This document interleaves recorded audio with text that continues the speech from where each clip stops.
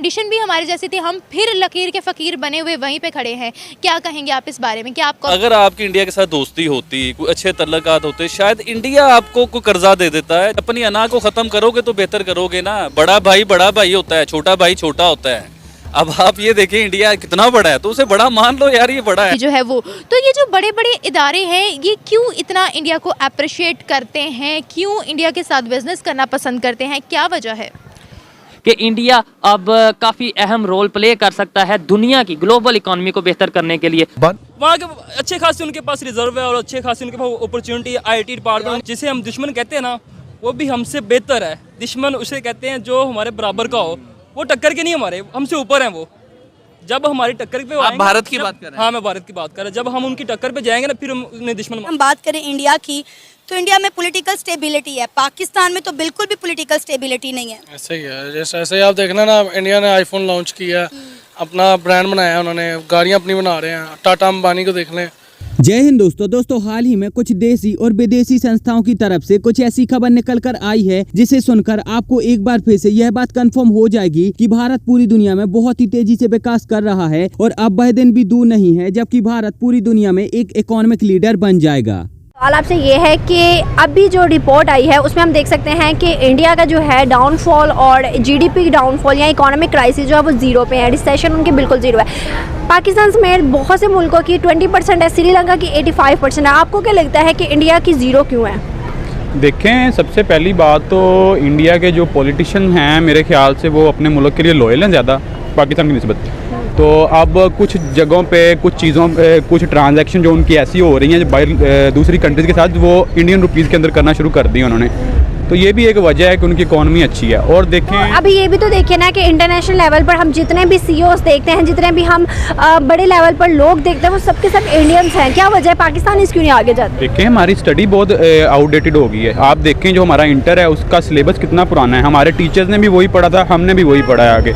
तो अपडेट ही नहीं है स्टडी में। अगर आप देखें आपकी स्टडी अपडेट नहीं है तो आप कैसे मुकाबला करेंगे बाकियों का? आपको लगता है इंडिया ने 15 साल अपने जो है स्टडी में इन्वेस्ट किया है, लेकिन हम पाकिस्तानीज कहते हैं कि ये तो बेकार है, वेस्ट है। आपको लगता है ये वेस्ट है? था बिल्कुल वेस्ट नहीं है ये देखिए, ये बेसिकली ये लोग ना आपको पढ़ने नहीं देना चाहते। दरअसल हाल ही में कुछ विदेशी संस्थाओं की तरफ से ये न्यूज निकल कर आई है कि यूरोप का डाउनफॉल शुरू हो चुका है, यानी कि यूरोप की बर्बादी शुरू हो चुकी है। और यूरोप की इस बर्बादी की वजह से भारत को बहुत सारा फायदा भी होने वाला है और साथ ही साथ कुछ नुकसान भी होगा। दुनिया की चौथी सबसे बड़ी अर्थव्यवस्था और यूरोप की सबसे बड़ी अर्थव्यवस्था जर्मनी में मंदी की शुरुआत हो चुकी है और जर्मनी की ग्रोथ लगातार 6 महीने से नकारात्मक प्रदर्शन कर रही है, जिसकी वजह से जर्मनी को एक मंदी वाला देश घोषित कर दिया गया है। यूरोपियन यूनियन का तो कहना था कि यूरोप का कोई भी देश मंदी की चपेट में नहीं आएगा, लेकिन उन्होंने जो भी कहा वो सारी बातें झूठी निकली। जर्मनी के बाद यह भी बताया जा रहा है कि USA जो कि दुनिया की सबसे बड़ी अर्थव्यवस्था है और दुनिया का सबसे बड़ा कर्जे वाला देश है, उसमें भी बहुत ही जल्द मंदी की शुरुआत हो सकती है। कुछ विदेशी रिपोर्टों का ये कहना है कि आने वाले 3 से 6 महीने या फिर ज्यादा से ज्यादा 1 साल के अंदर USA में भी मंदी आकर ही रहेगी। इसके विपरीत अगर हम भारत की बात करें तो RBI ने यहाँ पर क्लियर कहा है कि हाल ही में जो IMF ने डेटा रिलीज किया था और जिसमें ये बताया गया था कि भारत इस साल 5% से लेकर 6% तक की ग्रोथ कर सकता है, भारत उस बात को गलत साबित करते हुए 7% से ज्यादा की इस साल ग्रोथ कर सकता है। इतना ही नहीं, वर्ल्ड इकोनॉमिक फोरम ने भी ये बताया है कि अगर अमेरिका जैसे देशों में भी मंदी आ जाती है तो इसका प्रभाव पूरी दुनिया पर पड़ेगा और सबसे ज्यादा इसका प्रभाव चाइना पर पड़ेगा। साथ ही साथ भारत पर भी इसका प्रभाव पड़ेगा, लेकिन भारत को इससे बहुत बड़ा फायदा भी होने वाला है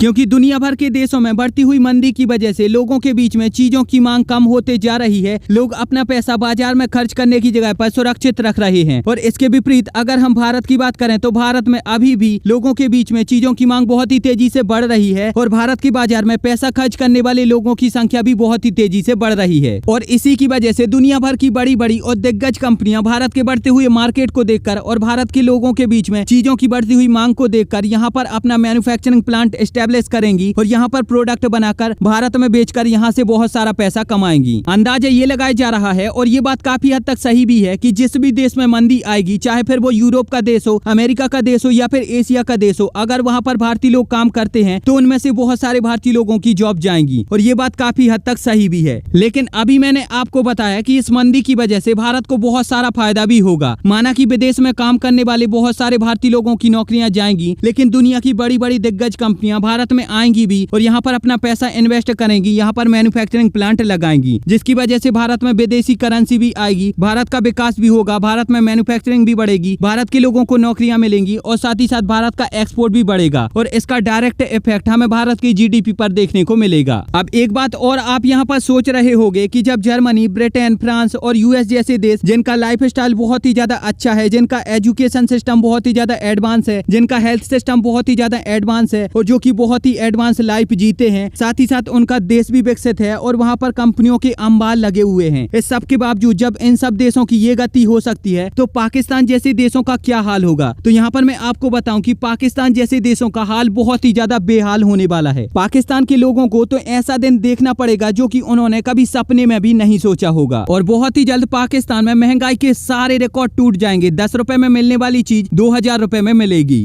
टेबल है, इस वजह से उनकी सारी इकनॉमियाँ अच्छी हो रही है। हमारी पाकिस्तान में वो चीज़ें नहीं है, वो फैसिलिटीज़ नहीं है जो कि इंडिया में है। नहीं, अच्छी बात है, वो इस पॉजिटिव वे में जा रहे हैं क्योंकि काफ़ी बड़ी कंट्री है और जितना जैसे कोविड के बाद उन लोगों ने रिकवर किया है तो या अच्छा कर रहे हैं। दुनिया में इस टाइम जो सिचुएशन चल रही है तो उनका जो सबकी इकॉनमी बहुत ज़्यादा खसारे में जा रही है और सबका जो नेगेटिव जो ग्रोथ है वो नेगेटिव में शो कर रहा है, ठीक है, पूरी दुनिया, जबकि सिवाय चाइना और इंडिया के। आपको इसके पीछे का क्या राज नज़र आता है? देखिए, चाइना तो हमारा एक बहुत अच्छा दोस्त भी और इंडिया भी हमारा दोस्त ही है कहा जाए तो, लेकिन हम लोगों ने एक बहुत सी मुखालफ राय डाली हुई है अंदर। तो इसमें यही है ना कि वर्किंग का है कि मुझे ऐसा फील होता है कि अगर इसमें देखा जाए ना तो कोई प्रोपेगेंडा या इस तरह की मुझे नहीं लगता कि कोई थीम यूज़ किया जा रहा है। बिकॉज मुझे ऐसा लगता है कि दोनों ही बहुत ज़्यादा ना अच्छी कंट्रीज़ हैं और डेवलपमेंट के हिसाब से काफ़ी अच्छी जा रही हैं। तो अगर वो इस चीज़ को पॉजिटिव शो कर रहे हैं तो फिर आई थिंक कि वो पॉजिटिव ही होगा और उन्होंने इतना काम किया होगा कि वो अब इसको पूरे ग्लोबल स्केल के ऊपर पॉजिटिव बता रहे हैं। ये बताएं उन्होंने ऐसा क्या किया? ऑब्वियसली जादू की छड़ी तो नहीं उन्होंने कोई चलाई कि जिसकी वजह से उनके हालात बदल गए, दिन बदल गए और सब कुछ बदल गया। किस तरीके से वो नीचे से लेके ऊपर तक चले गए और हम नीचे से नीचे गए? उन्होंने मेहनत की है स्टेप बाय स्टेप।